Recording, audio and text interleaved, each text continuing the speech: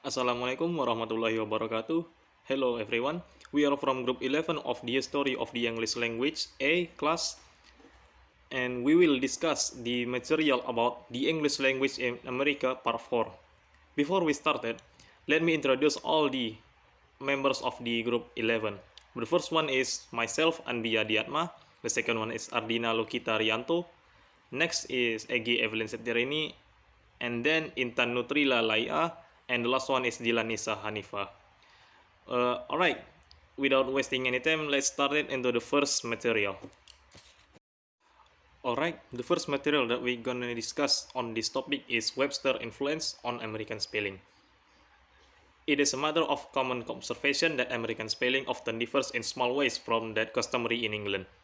We write honor, color, and score words without the U of English, honor, color, etc. We sometimes employ one consonant where the English write two. For example, traveler and traveler, wagon and wagon, etc. We write ER instead of RE in a number of words like fiber, center, and theater. We prefer an S in words like defense, offense, and write AX, plow, tire, story, and czar for axe, plow, tire, story, and SAR. The differences often pass unnoticed, partly because a number of English spellings are still current in America, partly because of some of the American innovation are now common in England, and in general because of certain alternatives are permissible in both countries. Although some of the differences have grown up since Webster's day, the majority of distinctively American spellings are due to his advocacy of them and the incorporation of them in his dictionary. Spelling reforms was one of the innumerable things that Franklin took an interest in. In 1768, he devised a scheme for a new alphabet and a reformed mode of spelling and went so far as to have a special font of type cut for the purpose of putting it into effect. Years later, he tried to interest Webster in his plan, but without success. Indeed, Webster was not in the beginning sympathetic to spelling reform, but by 1789, Franklin's influence had begun to have its effect. In the dissertation of the English language, published in that year, Webster admitted, "I once believed that a reformation of our orthography will be unnecessary and impracticable." This opinion was hasty, being the result of a slight examination of the subject. I now believe with Dr. Franklin that such a reformation is practicable and highly necessary. As an appendix to the volume, he published an essay on the necessity, advantage, and practicability of reforming the mode of spelling and of rendering the orthography of words correspondent to the pronunciation.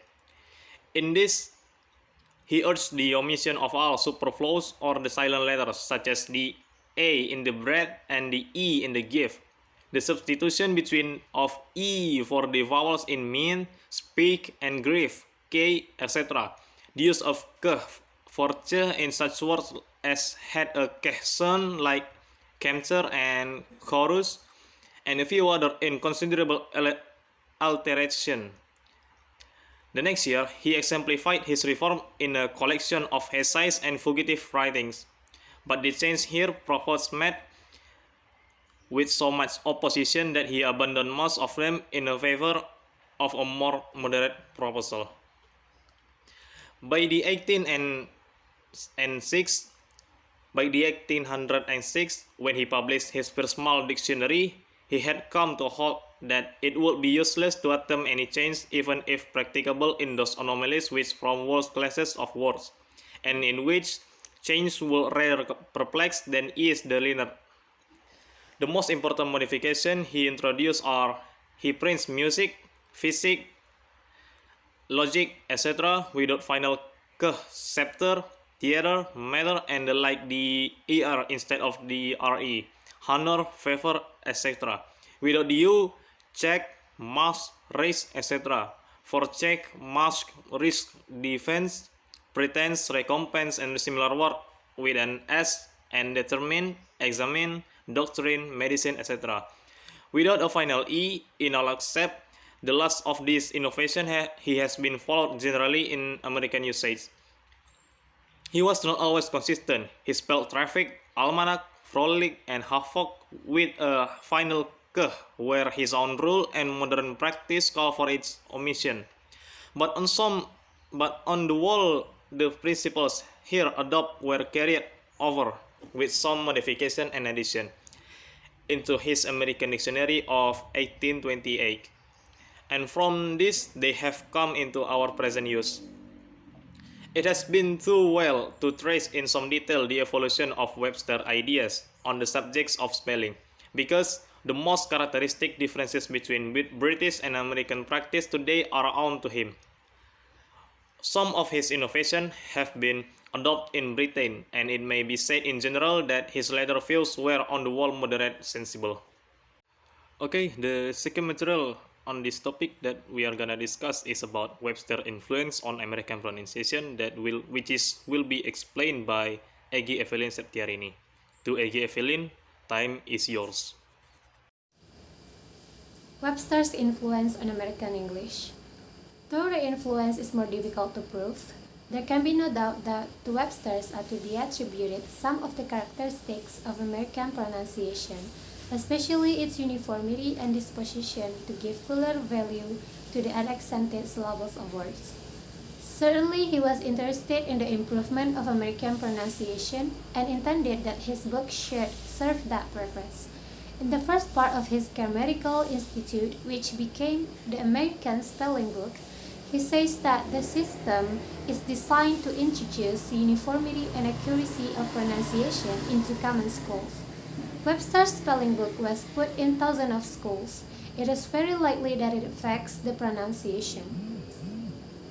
Example of Webster's influence on American pronunciation: James Fenimore Cooper, in his Notions of the Americans, tells how as a boy he was sent off to a school in Connecticut, and when he came home for a vacation, he was pronouncing the first syllable of angel, like the article an, and bear as per or bear. Alright, thank you Egi Evelyn Septiarini for explaining about Webster's influence on American pronunciation. And then we move to the another topic, which is the pronunciation that will be explained by Ardina Lukita Riyanto, Intan Nutrilia Laia, and Jilannisa Hanifa. To Ardina Lukita Riyanto, Intan Nutrilia Laia, and Jilannisa Hanifa, time is yours. The earliest change in the English language in America distinguished it from the language of the mother country were in the vocabulary. Perhaps the most noticeable of this difference is in the vowel sounds in such words as fast, path, grass, dance, kind, half. At the end of the 18th century, Southern England began to change from what is called a flat A to a broad A in these words. That is, from A sound like the A in man to one like the A in the father. The change affected words in which the vowel occurred before of, sk, sp, st, ss, th, and n, followed by certain consonants. In parts of New England, the same change took place, but in most other parts of the country, the old sound was preserved, and fast, path, are pronounced with the vowel of pan. In some speakers, there is a tendency to employ an intermediate vowel halfway between the A of pan and father, but the flat A must be regarded as the typical American pronunciation. Next, to the retention of the flat A. The most noticeable difference between English and American pronunciation is in the treatment of the R.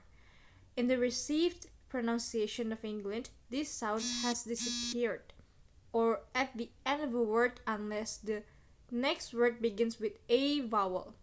In America, as Eastern New England and some of the South follow in the English practice.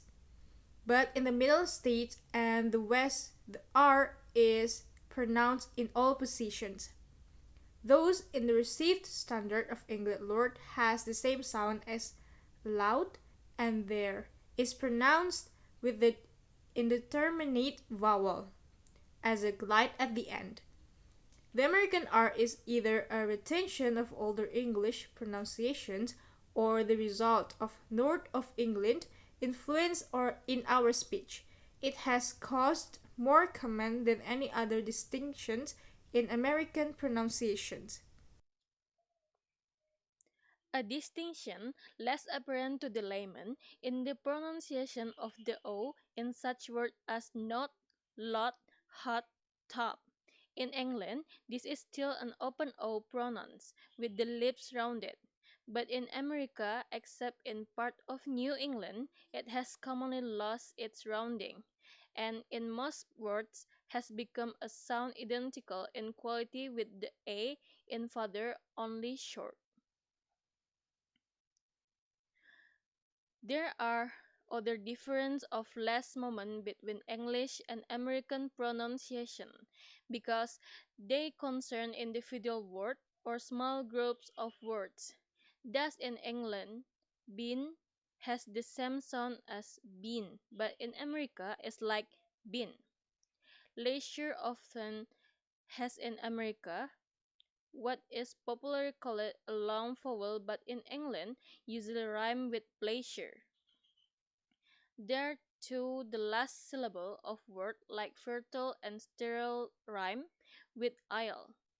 American English has kept the common 18th century pronunciation with a short vowel or a mere vocalic I. The British pronunciation of either and neither is sometimes heard in America, as is processed with a close O.